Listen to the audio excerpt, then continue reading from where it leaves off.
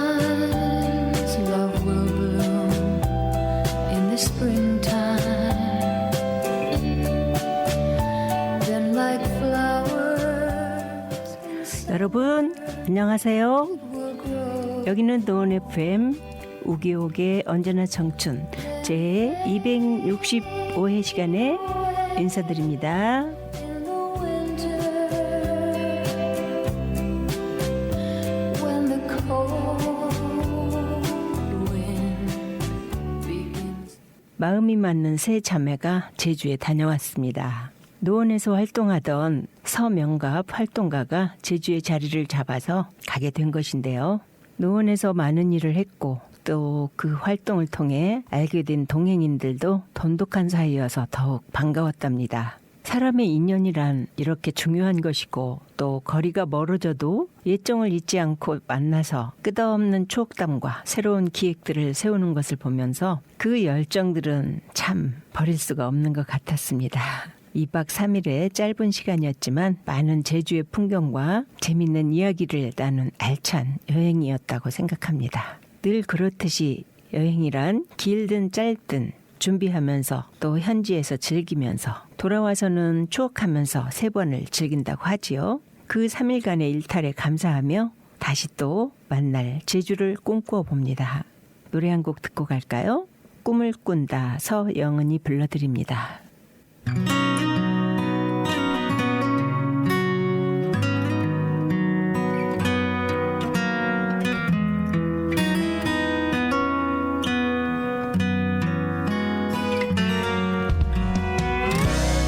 때론 마음 먹은 대로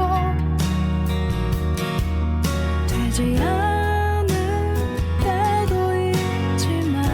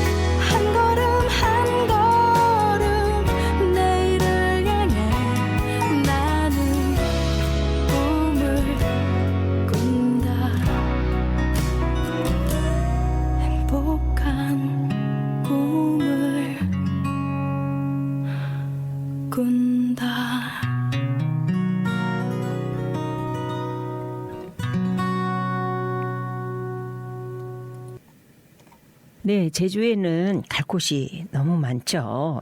풀 한 포기 돌 하나 버릴 게 없는 제주. 언제 가봐도 실망을 주지 않는 섬. 바로 제주입니다. 우리나라에 이런 제주도 같은 섬이 있어서 얼마나 감사한지요. 그런데 제주도의 평년 장마 시작일이 6월 19일인데 올해는 평년보다 일주일이 이른 6월 12일부터 장마가 시작된다고 해요.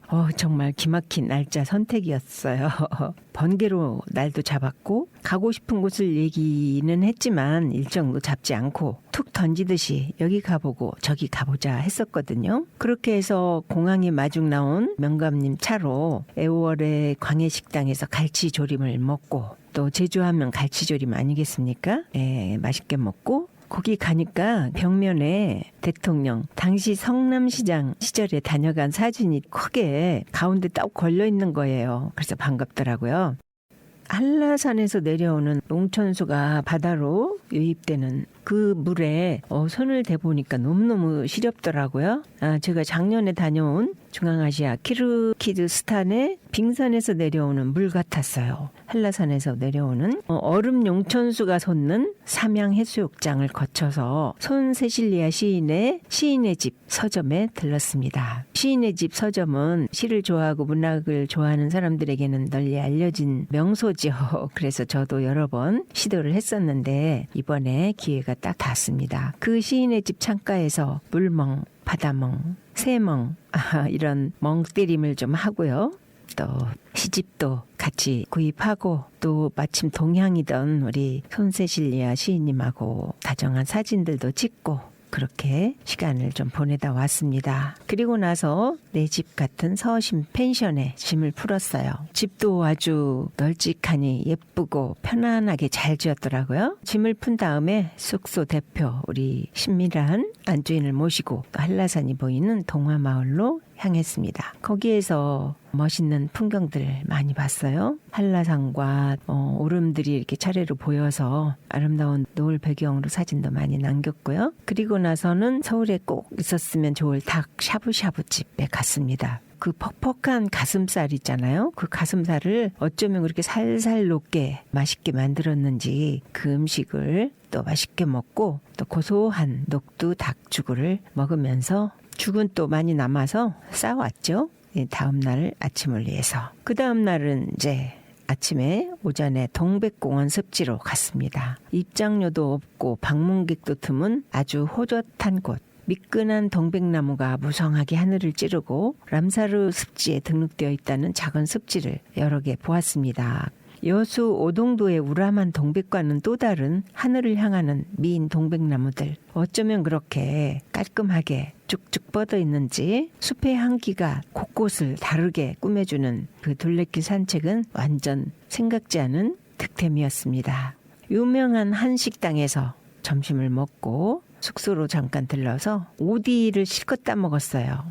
오디는 저에게 아련한 추억을 갖고 있어서 명갑 동생과 같이 뽕나무에 매달려서 오디를 실컷 땄습니다. 정말 오디가 크고 달아서요. 많이 먹었어요. 너무 행복했습니다. 그 시간이. 그리고 나서는 이제 세화마을로 갔는데요. 그 해수욕장, 세화 해수욕장이 있더라고요. 예쁜 바닷가 마을을 걸어서 어제에 이어서 동네 책방 두 곳을 방문했습니다. 우리 또 활동가들이 잘 아는 곳이기도 하고 지인들과 작은 찻집에서 제주 명물 또 당근 주스를 마셨습니다. 제주하면 말과 당근이죠. 맛있게 하더라고요. 당근 케이크도 그렇고요. 그리고는 아주 여유롭게 사람 사는 얘기와 제주에서 활동하는 그 사람들 얘기를 많이 나누었습니다. 역시 이 사람들에게는 그 이야기에 시간 가는 줄 모르더라고요.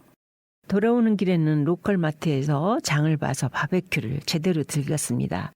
또 여행 가면 이런 즐거움 있잖아요. 바베큐하는 즐거움. 맛있는 식사, 포식해서 가로등도 없는 메밀꽃이 하얗게 어둠을 밝혀주는 이웃 동네까지 산책을 했습니다. 허젓한 그 시간, 벌써 그립네요.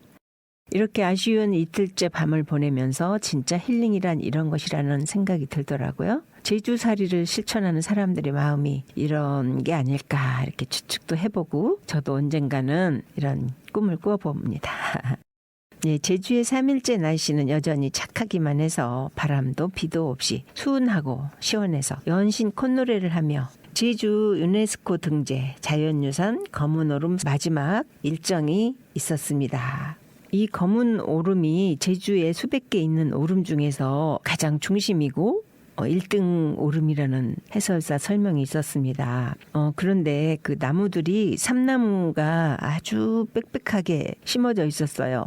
그런데 그렇게 나무들이 빽빽할 땐 자신을 살리기 위해 하는 일이 있다고 합니다. 나무 스스로가 불필요한 곳에 양분을 공급하지 않아서 그 가지가 잘라지게 한다는 거죠. 너무 놀랍지 않은가요? 세상에. 예, 나무가 스스로 자기 나무를 관리를 한다는 거. 멀리는 한라산이 보이고 또 풍력 발전소도 보이고 제주의 풍경들을 쭉 담아봤는데요. 연하고 진한 농담의 산 풍경들이 여전히 우리나라의 그 아름다운 금수강산이라는 것을 말해주고 있었습니다. 산수국이 끝도 없이 펼쳐지는 오름을 걷는데 다리가 좀 뻐근했어요. 그럼에도 그 행복감은 이루 말할 수 없죠. 그리고는 해녀촌 식당에서 제주의 마지막 식사를 했습니다. 바닷가 구멍이 뽕뽕뽕 뚫린 검은 현무암을 잠시 걸어보았어요. 분주히 움직이는 바다 생물들과도 이제는 안녕하고 공항으로 향했습니다. 티켓팅을 하는데 비상구 앞자리를 선택했더니 그 자리가 특별한 곳이었어요.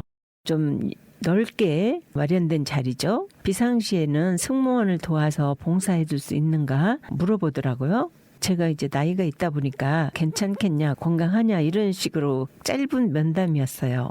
저야 뭐 오케이죠. 탑승 우선권도 있었고 비상 상황에 해야 할 일을 설명해 주면서 친절하게 요청을 하네요. 글쎄 덕분에 그런 기회를 얻게 되었는데 물론 그런 상황은 일어나지 않았습니다. 당연히 일어나지 않아야 하는 거죠. 평안한 일상에 감사하며 짧은 글로 오늘 크로징을 대신합니다. 2017년도에 오늘의 아침 편지에 실렸던 글입니다.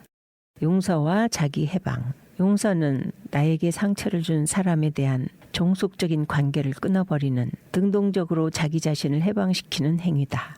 내가 용서하지 못하면 나는 나에게 상처를 준 사람에게 지속적으로 지배당하며 그의 통제를 받게 된다. 안셀름 그린의 지금과 다르게 살고 싶다 중에서 다른 사람이 남긴 상처는 아픈 못과 같습니다. 어떤 것은 목에 걸려 숨이 막히게 하고 어떤 것은 가슴에 박혀 주저앉게 만듭니다. 얼른 내가 뽑아내야 합니다. 그래야 내가 삽니다. 남이 박아놓은 못을 내가 스스로 뽑아내는 것, 그것이 용서입니다. 나를 해방시킵니다. 예, 고도원의 아침 편지에서 발제를 했습니다. 여러분, 곧 다가올 장마철에 건강 조심하시고 저는 다음 시간에 찾아뵙겠습니다. 음악 고귀한 선물 장은하의 노래로 불러드립니다. 여러분 고맙습니다. 사랑합니다.